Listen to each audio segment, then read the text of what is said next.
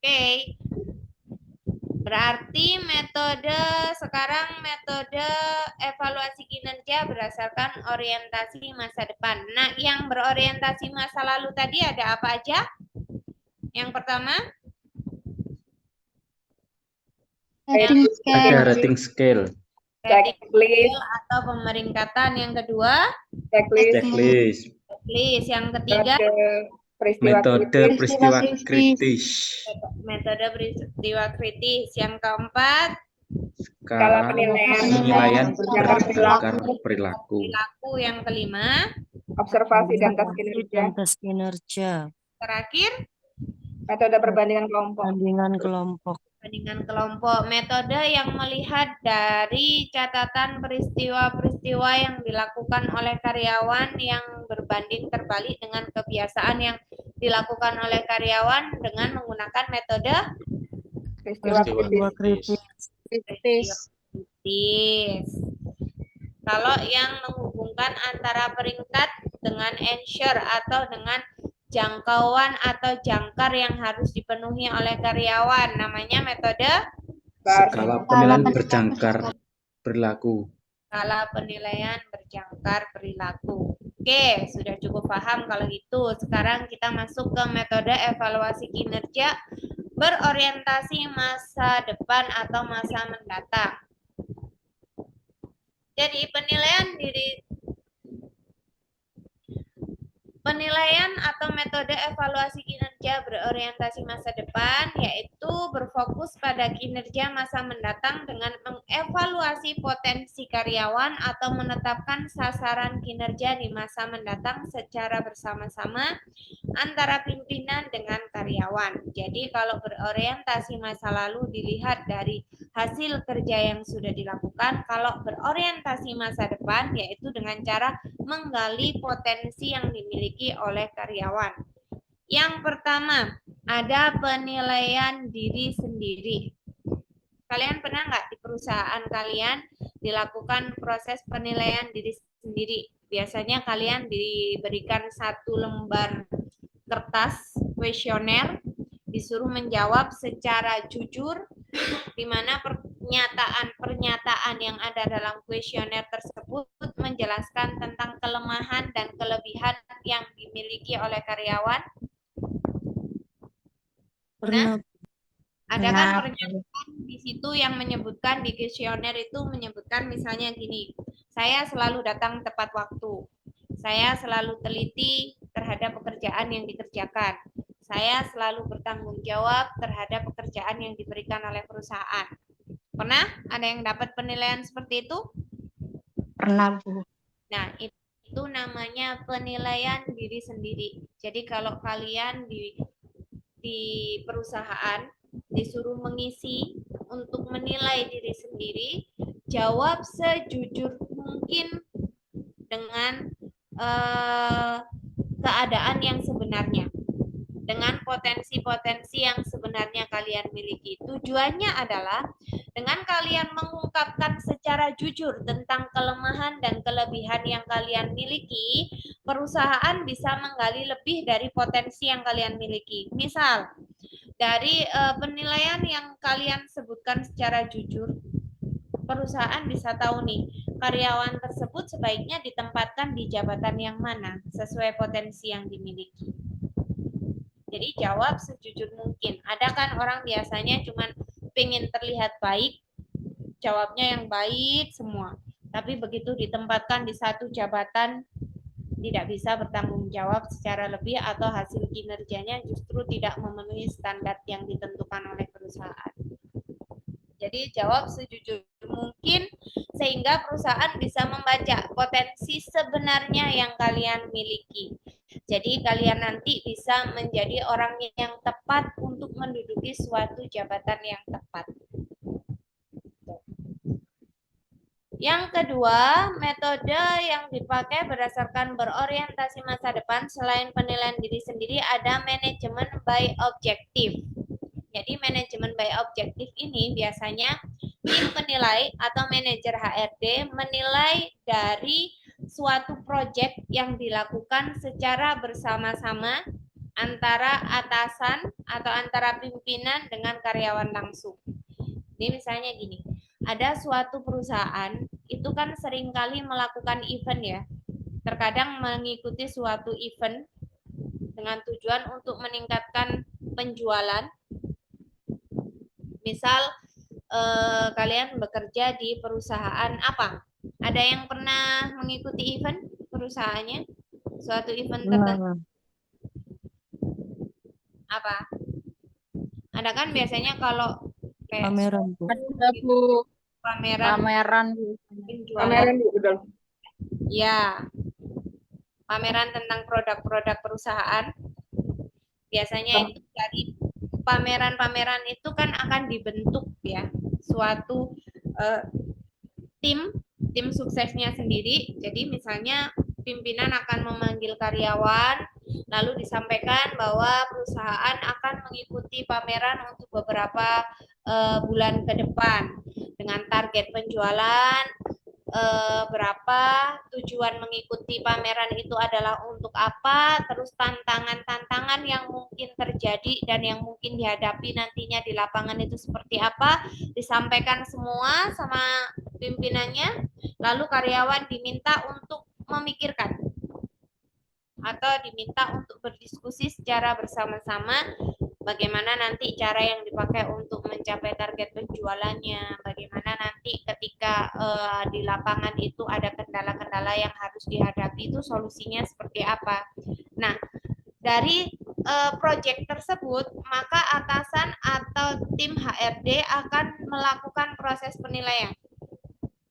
Oh, ternyata dari proyek yang kemarin itu tim decision maker atau pembuat keputusan yang handal itu adalah si A.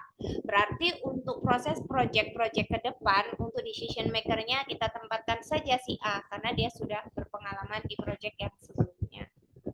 Tuh. Itu contoh manajemen by objective. Paham ya?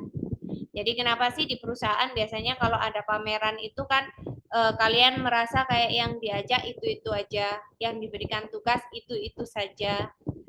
Ya karena sudah dilakukan penilaian berdasarkan manajemen by objektif itu tadi. Karyawan secara tidak langsung menunjukkan potensi yang dimiliki sehingga atasan bisa menilai hal tersebut menjadi suatu poin penting untuk menempatkan atau untuk memberikan jabatan dan tanggung jawab lebih terhadap karyawannya. Contoh manajemen by objektif. Ada yang kurang paham tentang manajemen by objektif? Paham? Paham, Bu. Paham, Bu. Oke, next. Ada penilaian secara psikologis atau tes psikolog. Ini sudah lumrah ya. Dan yang terakhir, assessment center atau penilaian kinerja karyawan yang dilakukan melalui pusat assessment. Biasanya di perusahaan-perusahaan asing atau perusahaan besar itu ada assessment center, di mana melalui assessment center ini dilakukan proses penilaian kinerja karyawan secara menyeluruh, utamanya ketika dilakukan proses rekrutmen. Jadi melalui assessment center ini tim penilai atau tim rekrutmen akan menilai dari segi latar belakang pendidikan karyawan, dari segi pengalaman karyawan, dari segi karakteristik karyawan, dari segi psikologis karyawan, dari segi kompetensi yang dimiliki karyawan. Jadi penilaiannya dilakukan secara terpusat oleh tim ahli yang ditunjuk oleh perusahaan. Dan indikator yang dinilai itu lebih banyak atau jangkauannya lebih banyak. Itu tadi meliputi latar belakang pendidikan, pengalaman, kompetensi atau potensi yang dimiliki, minat dan bakatnya, dari tes psikologinya, dari segi kesehatannya. Itu namanya penilaian berdasarkan assessment center atau melalui pusat penilaian yang ada di perusahaan.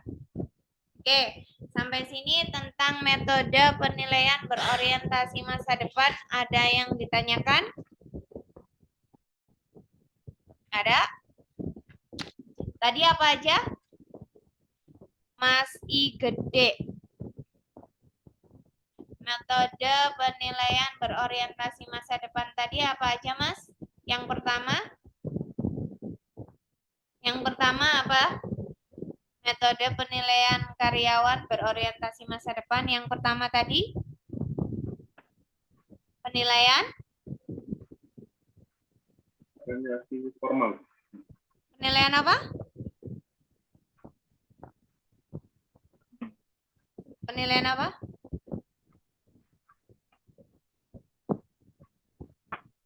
Yang pertama tadi penilaian apa? Ada yang tahu?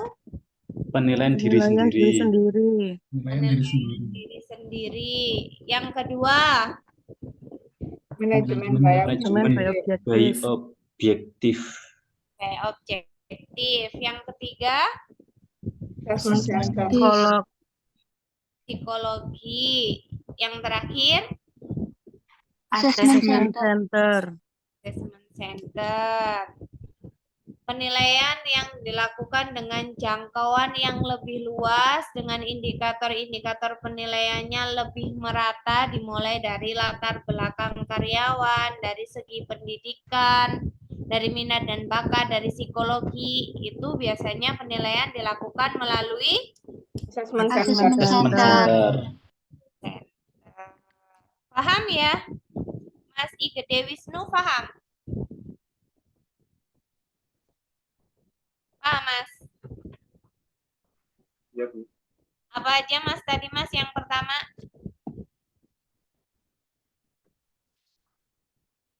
Yang pertama, Sama diri sendiri. penilaian diri sendiri. Yang kedua,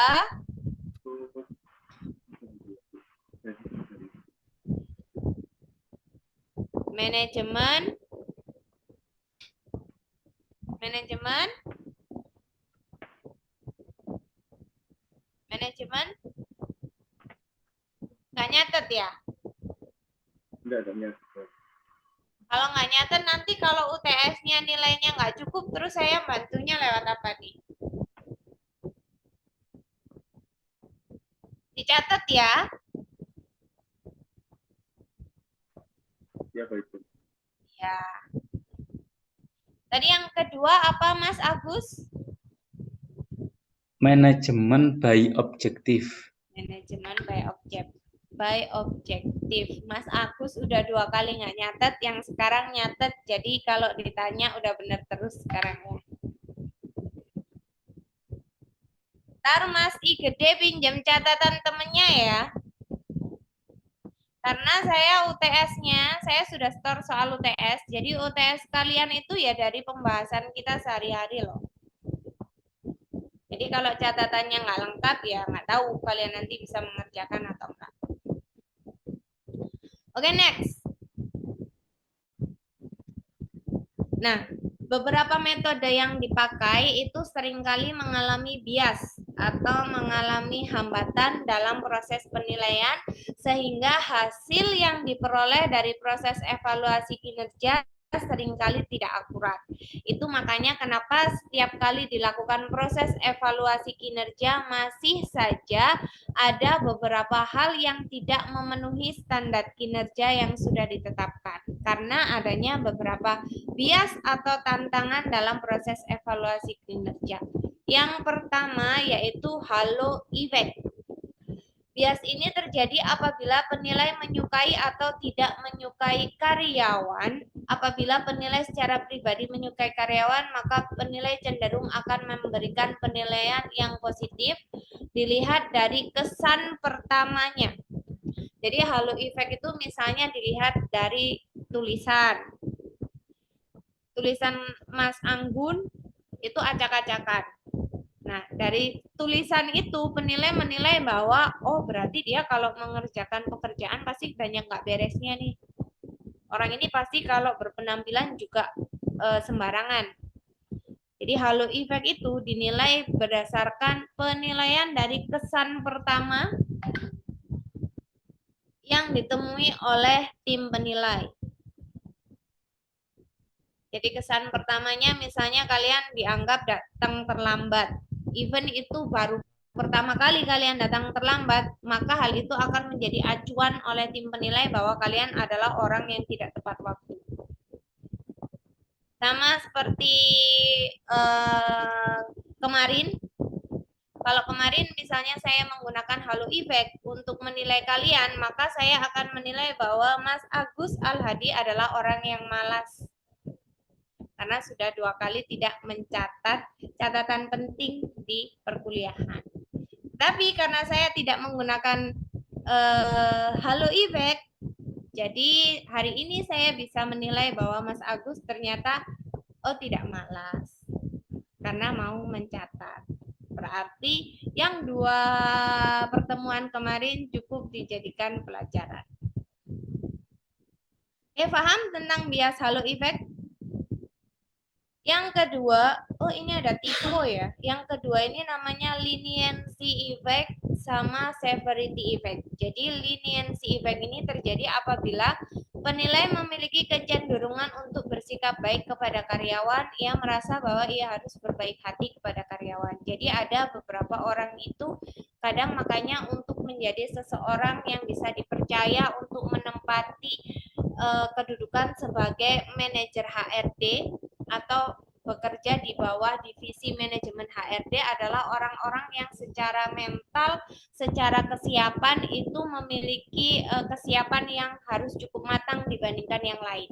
Karena orang-orang dengan mental biasanya tidak enakan ya. Nanti kalau saya kasih nilai terlalu buruk, dia tidak bisa berkembang nih di perusahaan. Ya udah deh, saya kasih nilai yang baik aja. Jadi leniency ini karena adanya sering pemakluman dari tim penilai, hanya karena tidak enak hati apabila dia menilai secara buruk terhadap karyawan. Jadi karyawan semuanya dinilai dikasih baik, amat baik, baik, amat baik. Sedangkan severity ini kebalikannya. Dia sampai tidak punya rasa sungkan. Jadi terkadang kesalahan sedikit yang dilakukan oleh karyawan sudah cukup membuat dia untuk menilai karyawan tersebut sangat buruk. Jadi tidak mempertimbangkan faktor yang lain, alias kejam. Itu namanya severity effect. Paham ya? Leniency effect atau severity effect? Paham, Bu. Jadi kalau leniency karena tim penilainya secara garis besarnya itu merasa tidak enakan, jadi nilai yang diberikan kepada karyawan cenderung baik atau amat baik. Kebalikannya adalah severity. Yang kedua, central tendency adalah sebuah bias yang terjadi apabila penilai memiliki tingkat toleransi yang terlalu tinggi. Penilai tidak mau memberikan penilaian yang terlalu tinggi maupun terlalu rendah pada bawahan. Jadi namanya sentral atau center itu tengah-tengah. Jadi kalau skala peringkat semuanya nggak dikasih baik atau buruk, tetapi dikasih sedang aja. Biar terlihat aman atau netral. Itu namanya central tendency. Yang keempat, assimilation and differential effect. Assimilation ini apabila karyawan tersebut memiliki ciri atau minat yang sama dengan penilai, maka akan diberikan nilai yang baik. Atau dalam bahasa sekarang itu namanya sefrekuensi. Misal saya menyukai karyawan, kalau karyawan tersebut secara minat atau secara passion itu adalah orang yang selalu berpenampilan menarik ketika berangkat kerja. Karena kecenderungan atau kesamaan itu tadi, ketika saya melihat karyawan yang selalu berpenampilan menarik ketika berangkat kerja, saya akan memberikan penilaian yang baik. Nah, kebalikannya differential effect. Saya akan menilaikan atau memberikan penilaian buruk kepada karyawan yang apabila karyawan tersebut tidak memiliki ciri atau tidak memiliki karakteristik sesuai dengan yang saya mau. Seperti itu tadi. Saya menyukai orang-orang yang berpenampilan menarik ketika berangkat kerja. Apabila saya ketemu karyawan yang selalu berpenampilan menarik, kan saya kasih nilai yang bagus dalam proses evaluasi kinerja. Nah, kebalikannya, diferensial. Apabila ada karyawan yang kalau berangkat kerja suka amburadul penampilannya, ada kan di beberapa perusahaan tuh orang yang tidak memperhatikan penampilan, maka saya akan memberikan nilai yang buruk. Paham bedanya assimilation sama diferensial? Oke. Yang terakhir yaitu recency effect. Recency effect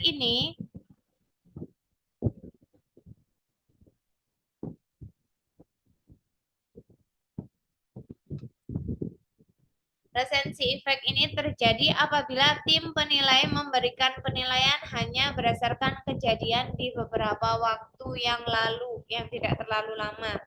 Misal di sebulan yang lalu Mas Hadi suka datang terlambat. Nah, itu yang menjadi acuan penilaian. Berarti sama dengan kayak metode apa? Halo effect. Metode yang hanya melihat kejadian yang sebaliknya dari kebiasaan karyawan. Catatan kritis. Oh, Catatan kritis. Jadi ketika kalian menggunakan metode catatan kritis, maka bias atau tantangan yang kalian hadapi adalah recency effect.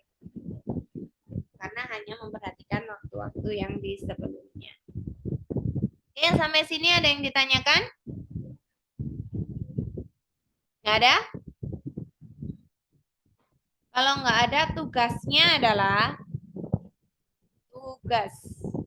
Di sini kan ada ya, tantangan atau biasnya itu adalah assimilation, diferensial, 3 aja. Dari assimilation, diferensial, sampai recency effect.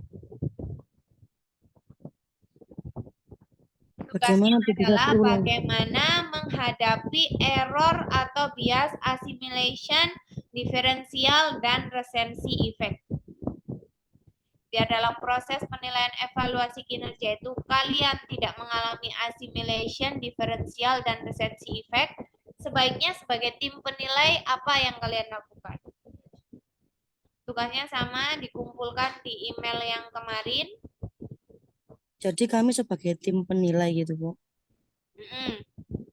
Agar kalian tidak mengalami assimilation, diferensial, dan recency effect, maka hal apa yang harusnya kalian lakukan untuk menghindari error tersebut? Paham tugasnya?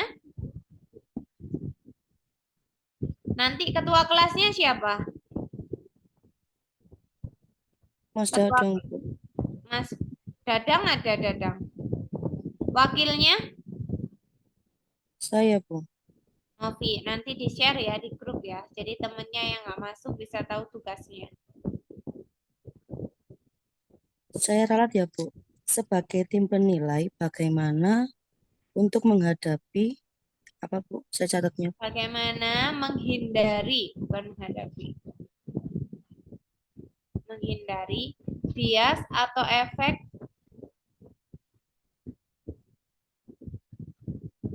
assimilation, diferensial, dan recency effect.